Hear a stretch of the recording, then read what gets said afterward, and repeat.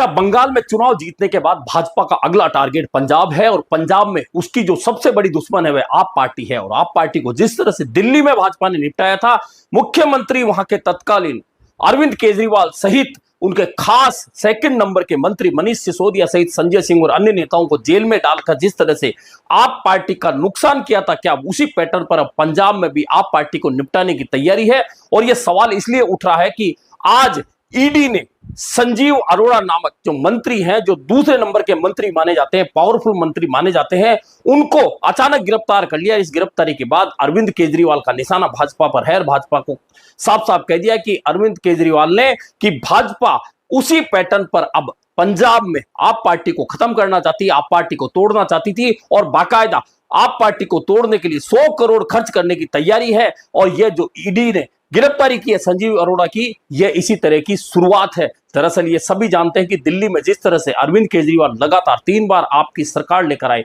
उस जगह ना तो कांग्रेस टिक रही थी ना भाजपा टिक रही थी। लेकिन जैसे ही अरविंद केजरीवाल की गिरफ्तारी हुई शराब घोटाले में, मनीष सिसोदिया की गिरफ्तारी हुई, संजय सिंह की गिरफ्तारी हुई, हालांकि बाद में इन्हें जमानत मिल गई चुनाव से पहले, लेकिन तब तक आप पार्टी का बहुत बड़ा नुकसान हो चुका था। और उसका नुकसान का नतीजा यह रहा कि लंबे समय बाद भाजपा की राज में वापसी हुई दिल्ली में। अब पंजाब में हालांकि भाजपा की जमीन नहीं है, लेकिन अगर आपको कमजोर कर दिया जाता है, अकाली दल पहले ही कमजोर हो चुके हैं और जिस तरह से आपको तोड़ा है पार्टी को भाजपा ने, अब उसी तरह से जैसे संजीव अरोड़ा की गिरफ्तारी हुई है, क्या आने वाले दिनों में कुछ और मंत्री और विधायकों की गिरफ्तारी करके आप पार्टी को कमजोर किया जाएगा? यह निशाना सीधे सीधे अरविंद केजरीवाल ने साध दिया है भाजपा पर। ऐसे में आने वाले दिनों में पंजाब आपके लिए, आपकी सरकार के लिए बहुत मुश्किलों भरे हो सकते हैं, क्योंकि